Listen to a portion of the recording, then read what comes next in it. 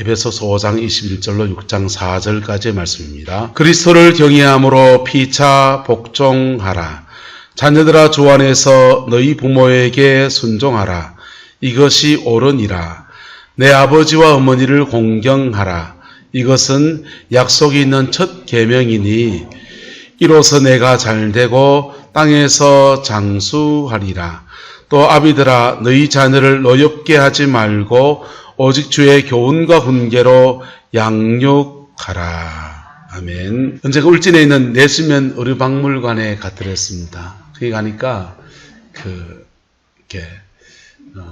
바다에서 올라온 고기들, 이런 고기들, 저런 고기들 참 많습니다. 근데 거기 가서 이렇게 보다 보니까 고기 한 마리가 온몸에 곰팡이가 막 피어 있는 겁니다. 보기에 건강해 보이지 않는 고기가 있습니다. 그래서 관리하신 분한테 그런 얘기 했습니다. 저 병든 고기를 저 왜 놔둡니까? 빨리 건져내야 다른 고기들한테 안 옮기지요. 그랬어요. 그랬더니 그분이 웃으시면 그럽니다. 병든 게 아니고 알을 대고 있는 겁니다. 이러더라고요. 알을 대고 있어서 모든 양분들을 다 그 알에게 다 주다가 보니까 면역력이 떨어져서 그런 거고, 알 넣고 나면 또 괜찮아집니다. 그렇게 얘기하더라고요. 여러분, 짐승이나 사람이나 부모라고 하는 것은 늘 가슴이 미어지는 그런 존재지 않습니까?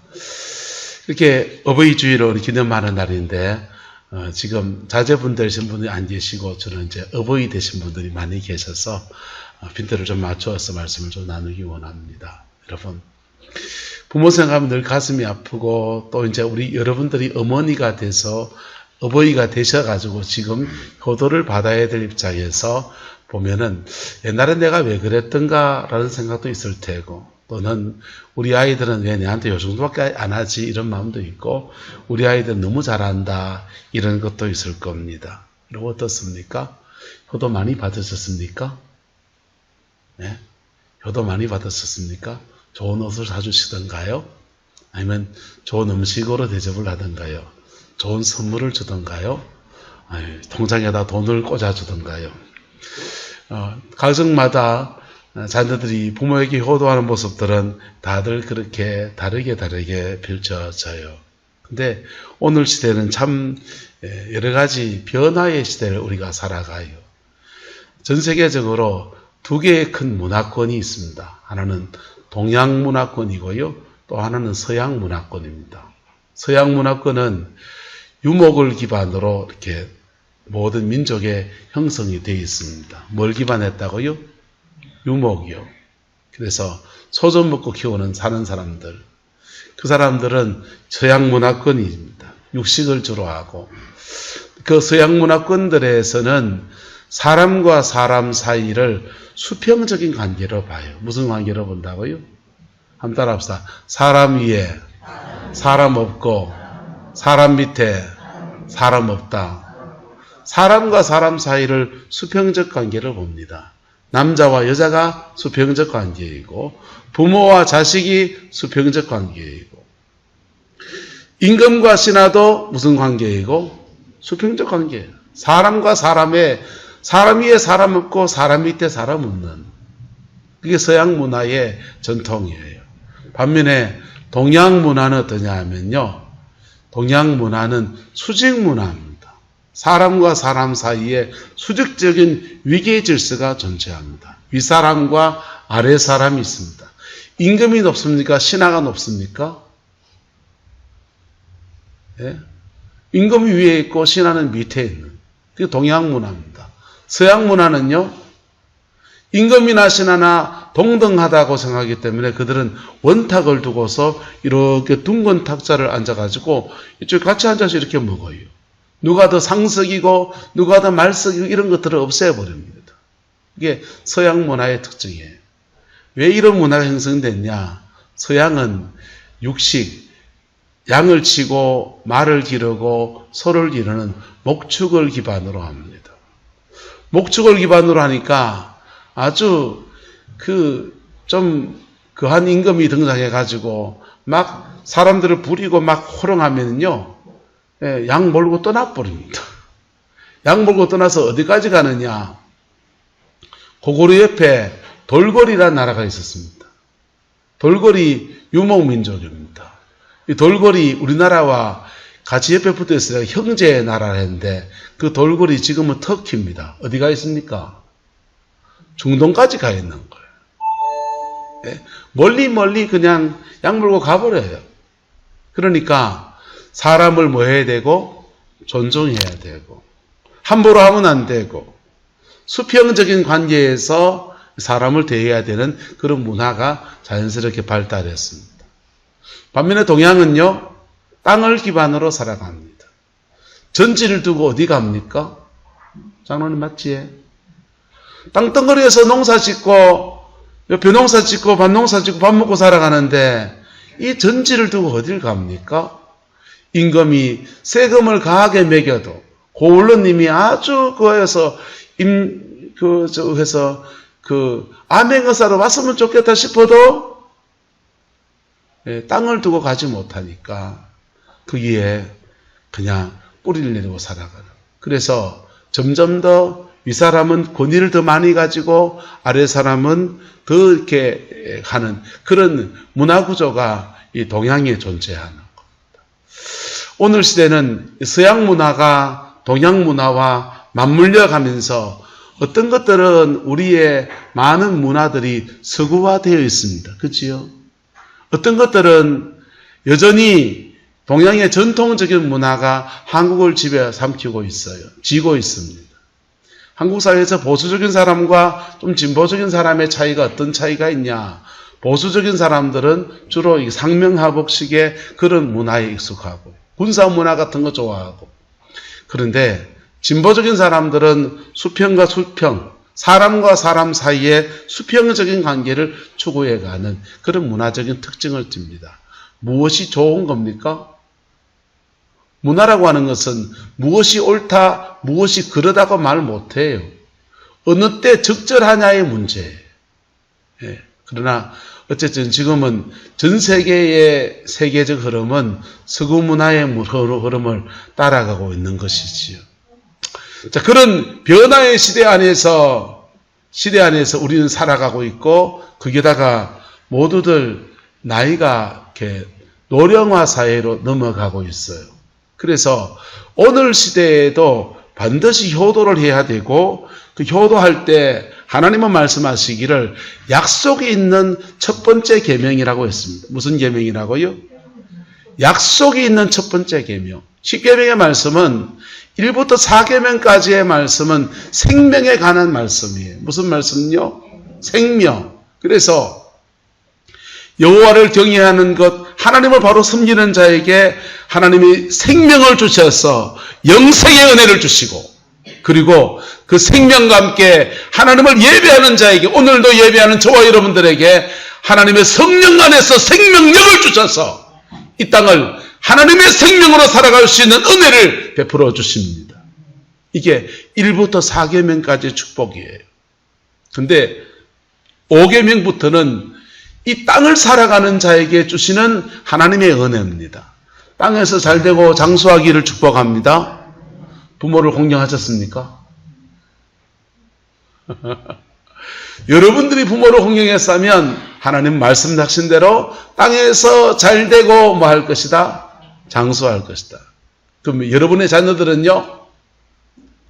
여러분의 자녀들 또한 부모를 뭐 할 때? 공경할 때 땅에서 잘되고 장수하게 될 겁니다. 여러분의 자녀와 손주들이 땅에서 잘되고 장수하는 그 은혜를 받게 되기를 그리스도의 이름으로 축복합니다. 효도를 팍팍 받으이소. 효도를 받으시라고. 그래서 효도를 받으실 때 그들에게 땅에서 잘되고 장수하는 복이 그렇게 흘러가게 된다. 근데 오늘 나눌 얘기는 그런 얘기가 아니고, 구룡포 와서 보니까 구룡포에 우리 성도님들의 자제분들을 이렇게 뵈면서요, 참 효성이 많더라고요. 이게 아직도 이게 전통적인 의식이 강하게 남아있어서 그런지, 제가 저희 어머니한테 하는 것보다 우리 교회 성도님들의 자제분들이 그렇게 부모에게 잘하더라고요. 그래서 내가 참 부끄럽다 그런 생각을 참 많이 합니다. 할렐루야. 그런데 자제분들이, 여러분의 자녀들이, 여러분의 손주들이 효도를 할 때 이때 여기에 여러 가지 몇 가지 여러분 인식해야 합니다. 첫 번째, 시대가 변하고 있다는 겁니다. 뭐하고 있다고요? 시대가 변하고 있습니다. 아까 말한 서양 윤리와 동양 윤리가 맞물려가는 시대에 여러분의 자녀들과 여러분의 손주들은 서양적 사고 안에서 교육을 받습니다. 학교에서, 가정에서 벌써 다 바뀌었어요. 그래서 그들 식으로 효도하는 것이 내하고 코드가 맞을 수 있다, 안 맞을 수 있다? 안 맞을 수 있습니다. 이해해야 됩니까? 이놈해야 됩니까? 중심을 받고 그 이해할 수 있는 안목이 있게 되기를 그리스도의 이름으로 축복합니다.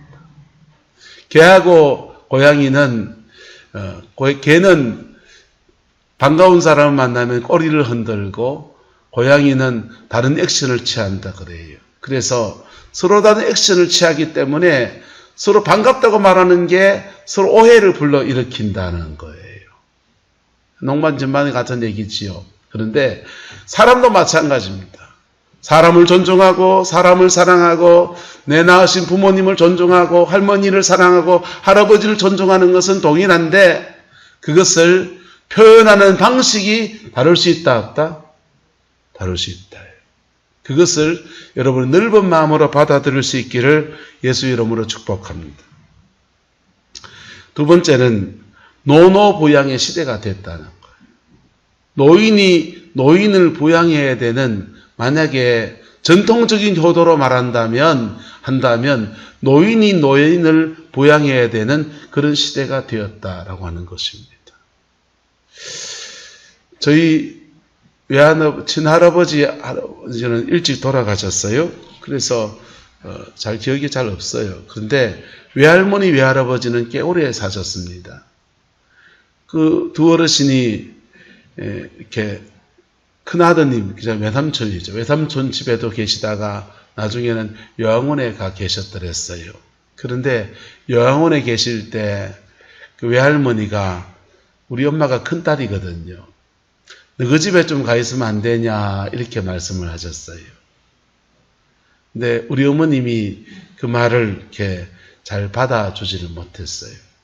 장례를 이렇게 나중에 치르면서 어머니가 참 많이 후회도 하시고 안타까워도 그렇게 하시더라고요. 그런데 우리 어머니는 왜 외할머니를, 자기 어머니한테 친정어머니잖아요, 왜 부양을 못했을까요? 우리 어머니도 온 삭신이 다 아파요. 네? 우리 어머니도 온 삭신이 다 아파요.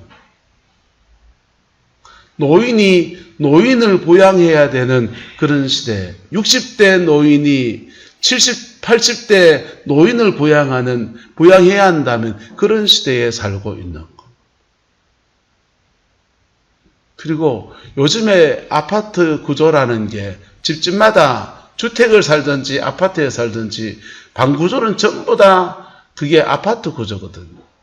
그 아파트 구조라는 게 화장실 한 개에 서로 사생활 보호가 안 돼요. 옛날 집들은요,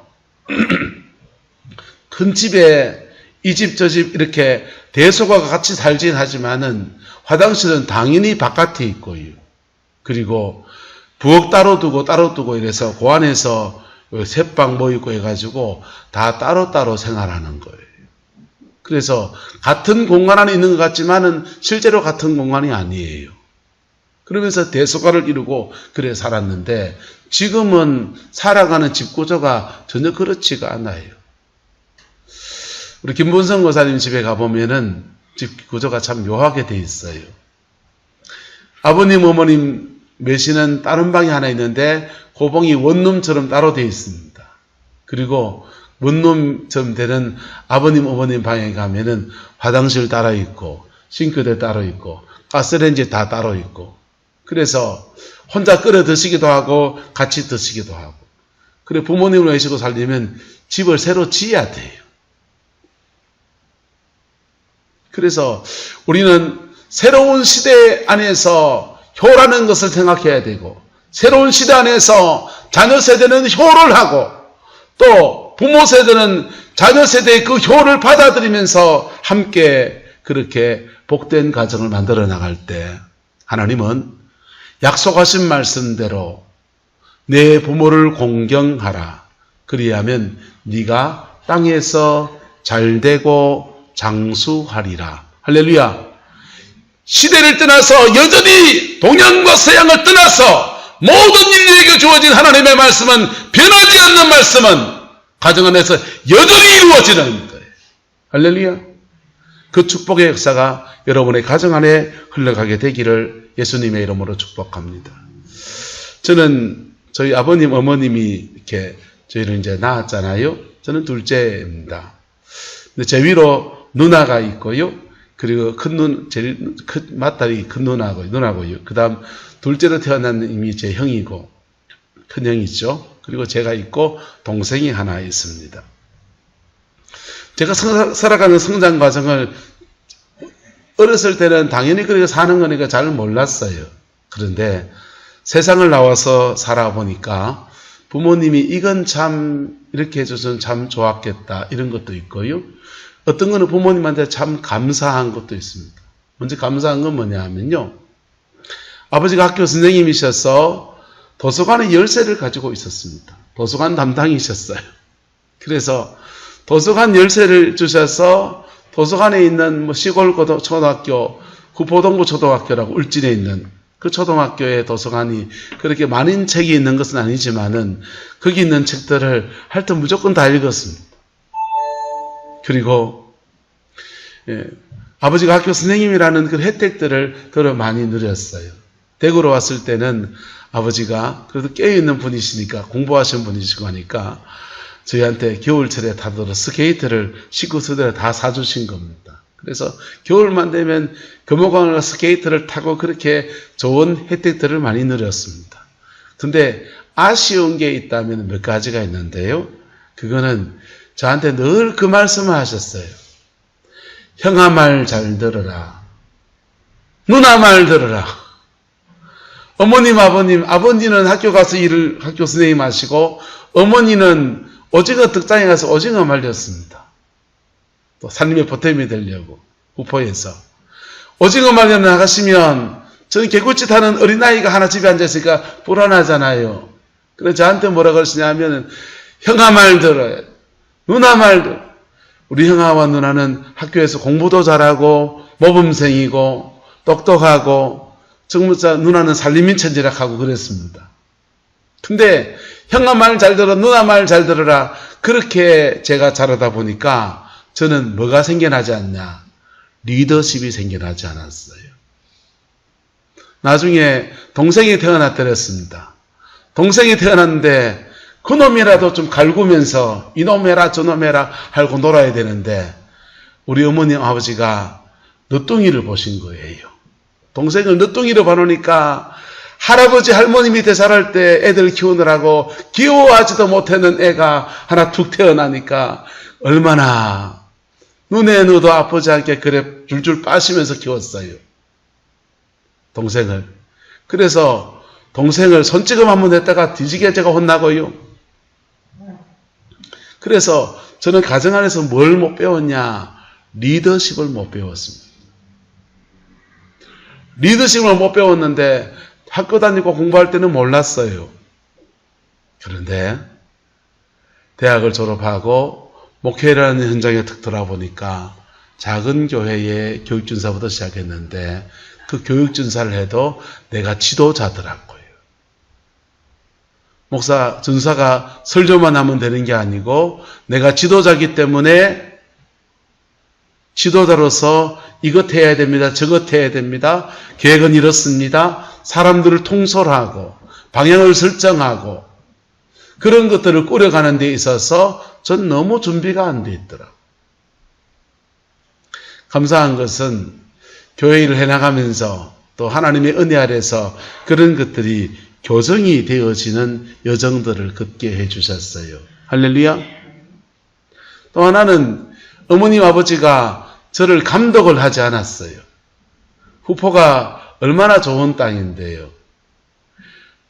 집에서 쪼로로 쫓아나가면 백사장이 쫙 펼쳐져 있습니다.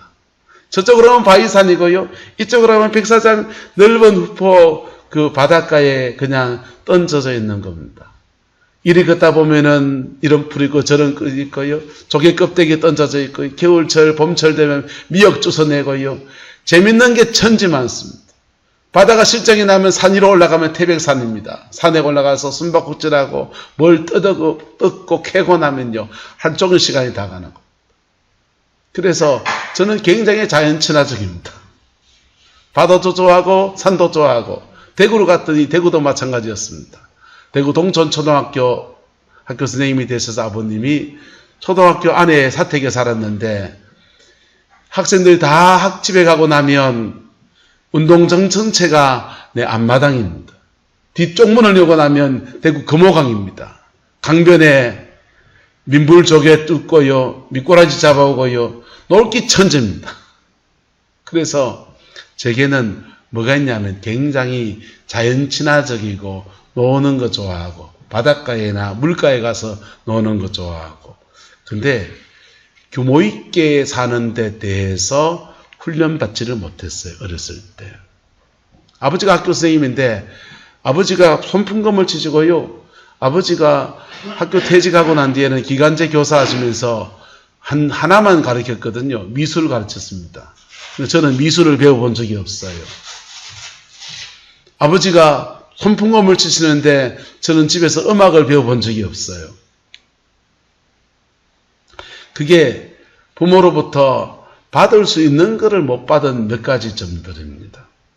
그 안에서 그 기반을 가지고 저도 제 인생을 살아가고 또 그걸 극복하기도 하고 또 어떤 것은 극복이 안 돼서 늘 연약함으로 남아있기도 하고 또 내가 내 아이들을 낳아서 자녀를 기르면서 실수하기도 하고 큰애를 낳았을 때는 2.44kg였습니다.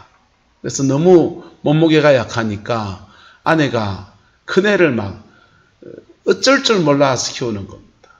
그리고 둘째가 태어났을 때 집사람은 둘째에게는 마음을 1도 안 주는 것 같았어요. 큰애만 안고 사는 것 같았어요. 그래서 집사람한테 그랬어요. 둘째 그놈 괄시하면 안 된다. 왜? 저는 둘째 소름이 있기 때문에. 그랬는데 집사람이 이게 마음이 그리 쏠리니까 그게 절제가 안 되는 거더라고요.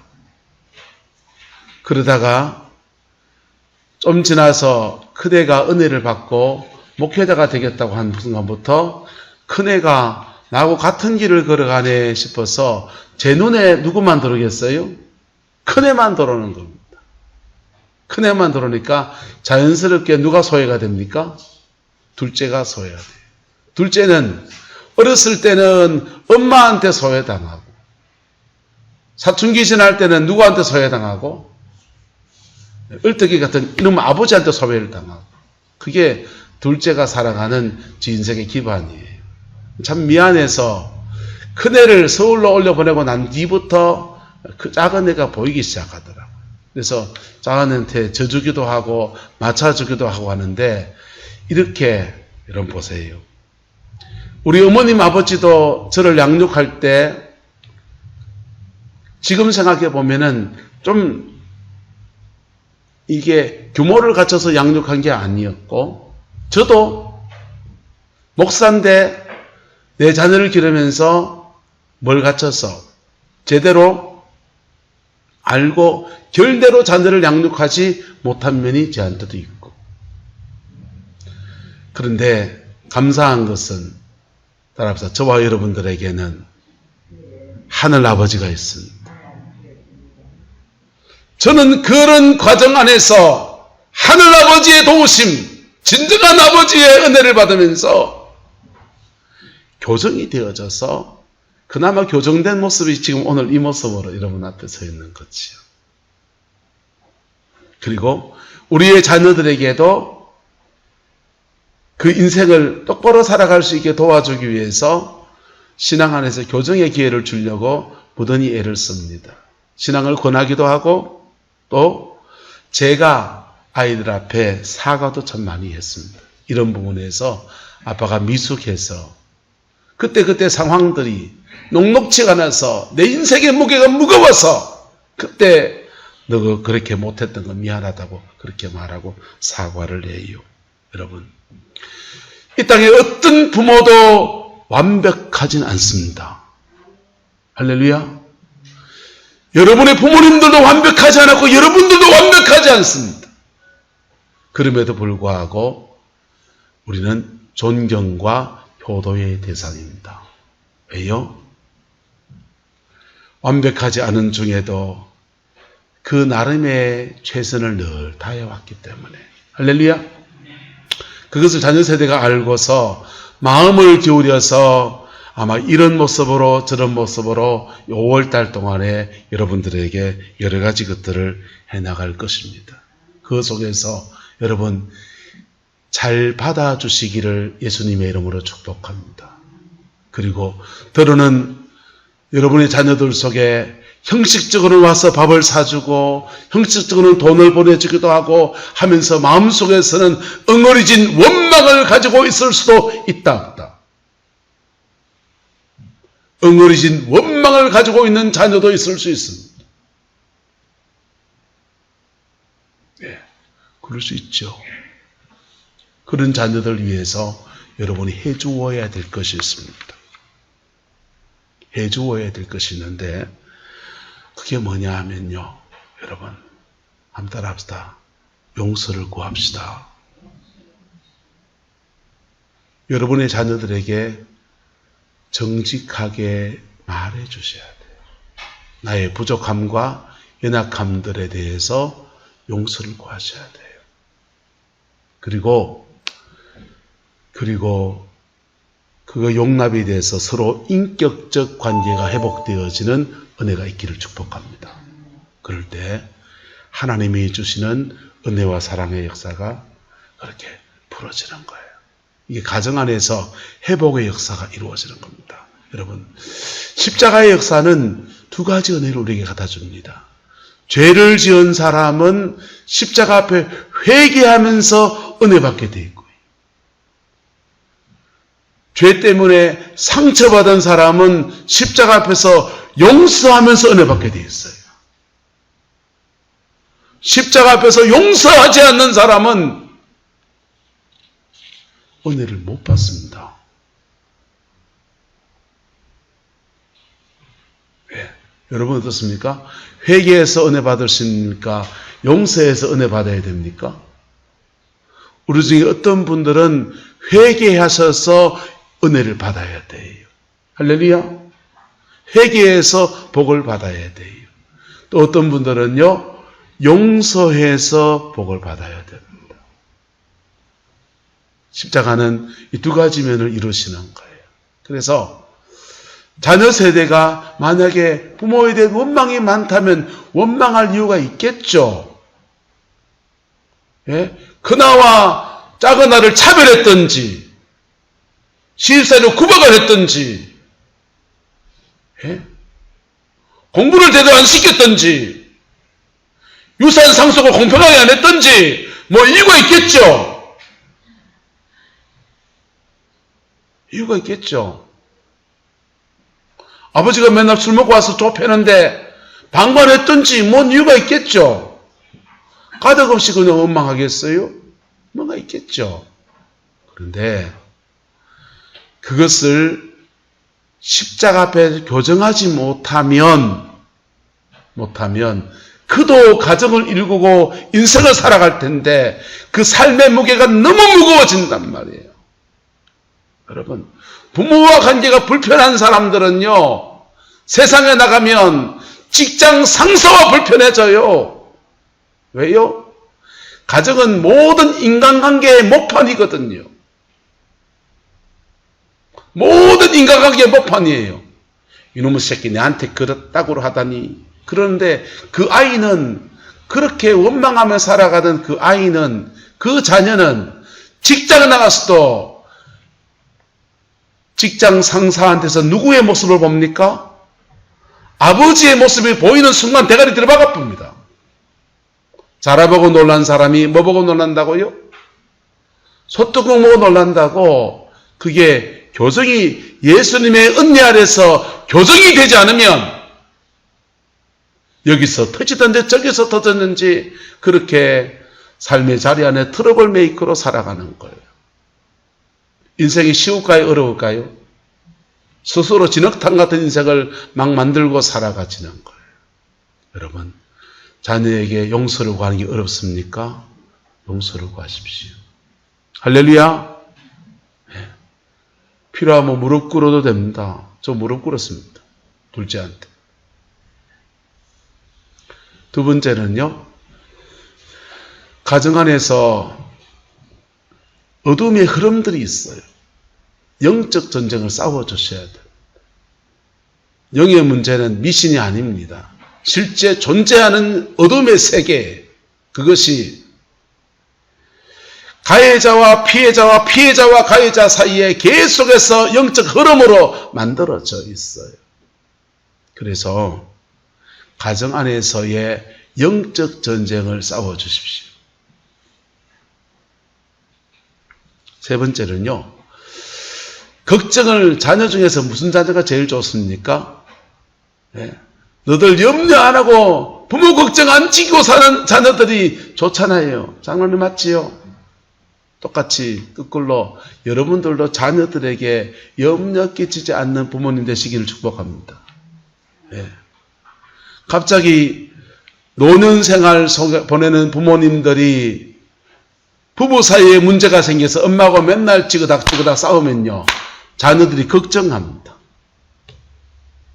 건강관리를 잘 못하면 자녀들에게 염려를 끼치게 됩니다. 심지어 노년에 이성교제를 하게 되면 자녀들이 굉장히 심각한 문제를 가지게 돼요. 노년생활에 이성교제가 일어나면 자녀들 입장에서 말해볼까요? 아버님 혼자 되셨으면 아버님 이렇게 밥수발 하시고 이런 것들 때문에 재혼했으면 좋겠다 하는 마음도 가져요. 왜 안 하면, 그거 안 하면 다 누가 일해야 되니까? 우리 마누라 가서 챙겨야 되니까. 그런데요, 또 그렇게 했을 때 무슨 문제가 생길 수 있습니까? 돈 문제 생기잖아요. 무슨 문제요? 현실적인 얘기잖아요. 그런 부분에서 가족 간에 잘 합의를 해야 돼요. 할렐루야. 따라합시다. 나도 행복하고 너도 행복하고, 그런 가정을 만들어가기 위해서 서로 그것을 노력해 가야 합니다. 세 번째는 유산 문제에 지혜와 은혜를 구하셔야 돼요. 여러분, 유산 문제에 지혜와 은혜를 안 구하면 시대가 많이 달라졌습니다. 동양 윤리 안에서는 장자성계하고 구룡포는 보니까 장자성계 많이 하시대요. 근데요, 민법은 달라요. 민법은 공평하게 나눠주도록 되어 있습니다. 그래서 유산 문제를 공평하게 안 나눠주고 장자성계를 해주시면 둘째들이 그냥 받아들이며 넘어가시는데, 안 받아들이려고 하면 어찌해야 됩니까? 여러분 돌아가시고 난 뒤에 재판 겁니다. 재판 걸어서 이미 다 분배 뿜빠이 다 해놨습니다. 그러면요, 다시 상속세 다시 물고 다 원위치식해서 다 나눠야 됩니다. 이게 민법이에요. 그래서 유산을 나누는 문제에 관해서 나눠줄 게 없는 가정은 그런 걱정 안 하셔도 됩니다. 하지만 돈이라도 모아놓은 가정들은 유산 문제에 하나님의 지혜와 은혜를 구하셔야 돼요. 그래서 다툼이 없이 이것이 득스럽게 잘 넘어가도록 그래 정리를 하셔야 됩니다. 할렐루야. 여러분 자녀와 관계가 어떻습니까? 그 자녀와의 관계가 하나님의 은혜가 흘러가는 축복의 관계가 되기를 그리스도의 이름으로 축복합니다. 몇 가지 말씀을 드렸습니다. 내 코드가 맞는 사랑만 하지 마세요. 하시고 하나님의 은혜 아래서 어떻게 사랑할까, 어떻게 물꼬를 터줄까, 그렇게 보시기를 축복합니다. 그리고 한마디만 더 하겠습니다. 한 번 더 따라합시다. 나이가 들수록 지혜로운 사랑을 해야 합니다. 나이가 들수록 무슨 사랑을 해야 된다고요? 자식을 사랑하는데 자식을 망칠 수도 있어요. 왜요? 무슨 사랑을 할 때? 지혜로운 적절한 사랑을 하지 않을 때 그 자식을 망쳐요. 그래서 여러분의 가정 안에 믿음의 유업이 이어가고 축복의 유업이 이어가고 하나님이 풍성케 하시는 그 놀라운 역사들 이어져가는 은혜가 있게 되기를 그리스도의 이름으로 축복합니다. 이해와 사랑과 용납 안에서 서로를 받아주는 관계가 될 때 하나님은 이 복을 모든 가정에 허락하여 주십니다. 그 은혜를 저도 구하고 여러분들에게도 축복합니다. 기도하겠습니다. 좋으신 아버지 하나님, 오늘도 주의 말씀 앞에 우리가 섭니다. 너무 연약하고 너무 미련하게 인생을 살아왔던 저희들의 모습을 주 앞에 회개하고 가슴속에 응어리시고 원망을 한 그릇 담고서 살아왔던 저희들의 모습들도 또한 주 앞에 회개합니다. 부모된 자로서 자녀들을 신앙 안에 잘 길러내지 못한 저희의 모든 약함들도 주 앞에 회개하고 새롭게 하시는 주의 은혜를 구하며 아버지 앞에 나가오니 주님이 역사해 주셔서 우리의 남은 인생에는 가장 복된 관계들로 회복시켜가는 믿음의 가정, 믿음의 공동체들이 우리 성광의 모든 가정들마다 일어날 수 있도록 우리 하나님 주장하여 역사하여 주옵소서. 우리 자녀들이 정말 잘 되기를 원합니다. 우리의 선조들이 정말 지혜와 명철과 하나님이 함께 하심 속에 승리하는 가문의 역사를 만들어 가기를 원합니다. 우리의 자녀들과 손주들이 믿음의 가문을 일구어가고 믿음의 만남을 가지고 믿음의 멘토를 만나며 아버지 하나님, 하나님의 은혜 아래에서 살아가기를 또한 원합니다. 주님, 그러나 현실은 우리의 원대로 되어 있지 않는 오늘의 모습을 보고 십자가의 은혜를 구하오니 주님이 새롭게 하시고 주님이 정결케 하시고 주님이 온전케 하셔서 회복시키시는 놀라운 은혜가 있게 축복하여 주옵소서. 여호와께서 함께해 주시기 원합니다. 지금은 우리 구주 예수 그리스도의 은혜와 우리 하나님의 그 크신 사랑과 성령 하나님의 내주교통 역사, 충만하신 역사가 가장 복된 가정, 보다 가장 복된 가문을 일으키기를 소망하며 그리스도 앞에서 믿음의 선택을 하기 원하는 성광의 모든 성도들 위에 가정과 자녀 손들 위에 지금부터 영원토록 함께 계시기를 간절히 축원하옵나이다. 아멘.